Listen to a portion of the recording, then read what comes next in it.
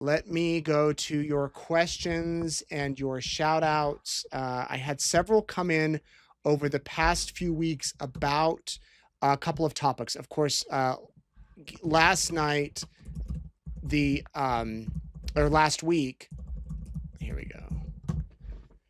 Last week we talked about Deorr Kunz. I had a lot of good feedback about that and some of your suggestions and whatnot. Thank you for sending those in, by the way. And we have a couple of questions about Deorr. But first of all, we have people watching from Boise, Idaho. Thank you. Kyoto, Japan.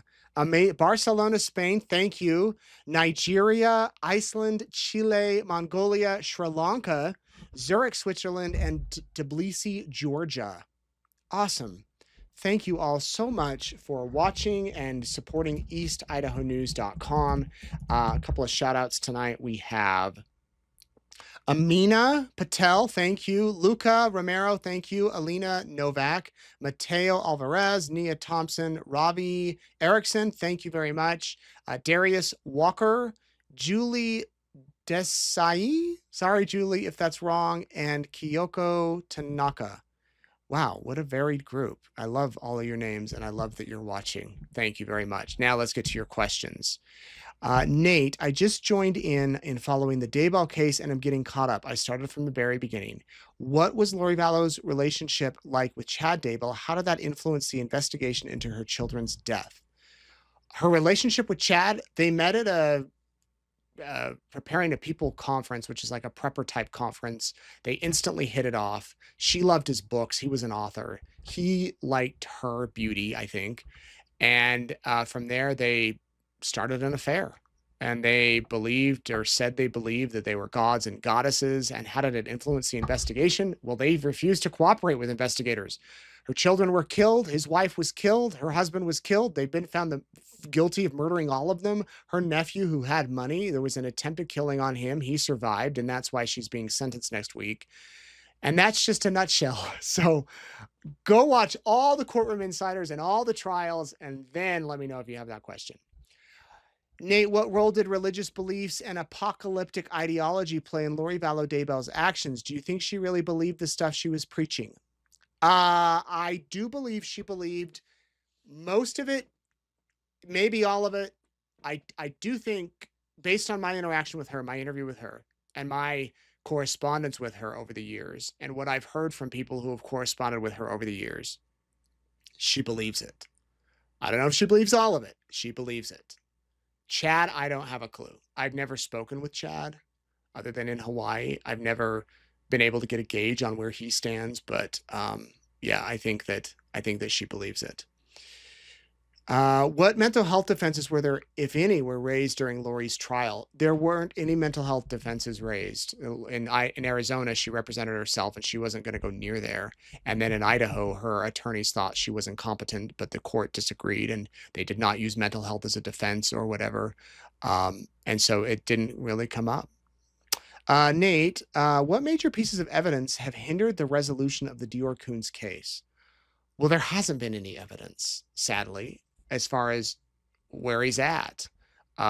So there's nothing really to say more about that. I wish there was, but there's not. Or if there is, the police aren't saying. And what the sheriff told me last week is they've tested every piece of potential evidence that has come in and nothing has come back conclusive, unfortunately. Why is Deorr Kunz's case not solved despite intensive law enforcement attention? Maybe he was kidnapped. Maybe Bigfoot took him. Maybe he fell in the creek. Why can no one figure it out? Great question. I wish I had the answer. I wish I did. I can't imagine the investigators. It's got to haunt them every night.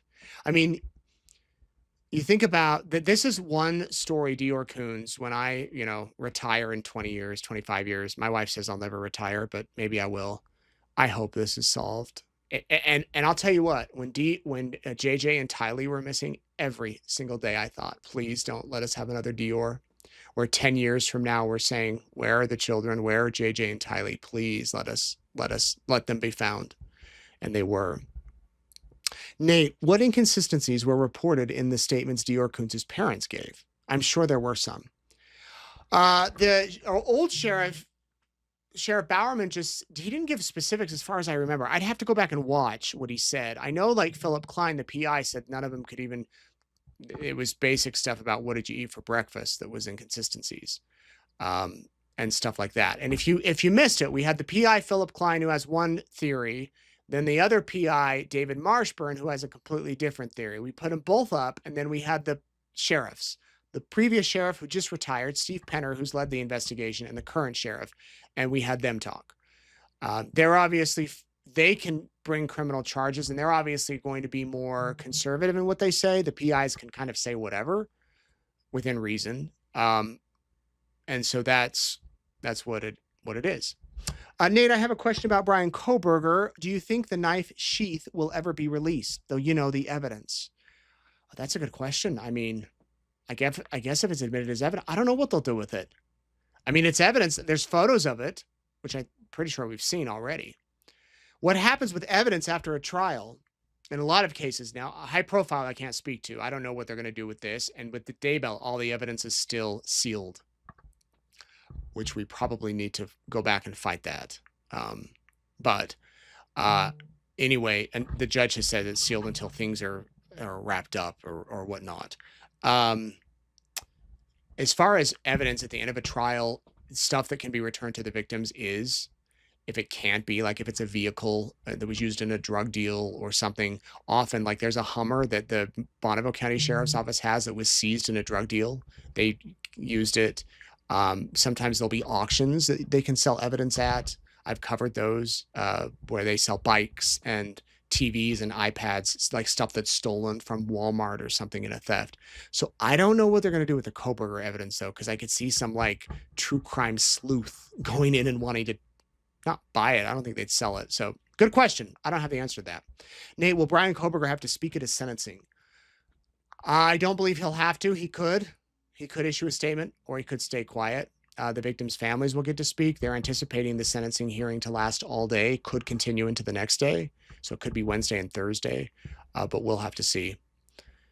Nate, will Bryan Kohberger ever do an interview? I saw rumors that he was going to give an interview. I did see those same rumors that he was in talks to do an interview. I have no knowledge of that.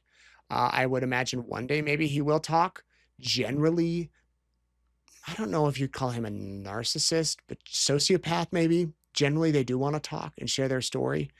Maybe he won't. Maybe he'll go away on death row. Not death row. Maybe he'll go away into maximum security in the prison, which is another question I have. Where will he be housed? He'll be housed I believe he'll be housed in CUNA, the same prison where Chad Daybell is. Chad Daybell is on death row. I imagine Bryan Kohberger will be in maximum security because he's so high profile. I don't think they're going to let him into general population, but we will know that once he's booked. They'll have where his assignment is. Nate, do you know if Bryan Kohberger gets fan mail? I imagine he does. I imagine there are people that write him. I don't know if he reads it. When Lori was in jail, all that mail she had sent straight to her attorney, so they could just collect it for him or not. But I'm sure he's gotten at least one letter from somebody out there. Nate, what are you going to do now? Well, it is interesting that Lori's wrapping up next week and Kohberger's wrapped up, and I was planning to go cover that, and Jeremy Best has wrapped up. Caitlin, my colleague, has done a really good job on that one. The dentist in Colorado, many of you asked if I was going to go cover that. That's happening right now. I don't have the time to cover it. So we'll see. I think that we'll continue on Courtroom Insider for sure. There'll be new things to investigate and something will happen, I imagine. Not that I'm wishing for bad things to happen, but it seems like things always do. All right, here's where you can find me. I'm on social media, Insta, X. I'm on Facebook right there where I post a couple times a day, or I try to, and also YouTube. And our family channel is Meetin' the Eatons. We're posting stuff on there. Again, we'll be back next Wednesday night for Courtroom Insider for the Bryan Kohberger sentencing. Then Thursday and Friday talking about Lori, the final chapter as that sentencing wraps up. And I hope you'll tune in for that. And if you're in Idaho Falls, Pocatello, or Rexburg, tomorrow, we're celebrating East Idaho News' 10th birthday. We're doing pop-up birthday parties for 1 hour each. Pocatello at Good to Go, Rexburg Good to Go, Idaho Falls Good to Go, free ice cream from Farr's Ice Cream, hundreds of prizes from local vendors. I am blown away at the generosity of our community. We have some really sweet stuff we're raffling off, including a Switch 2, and my boys are so sad they cannot win it.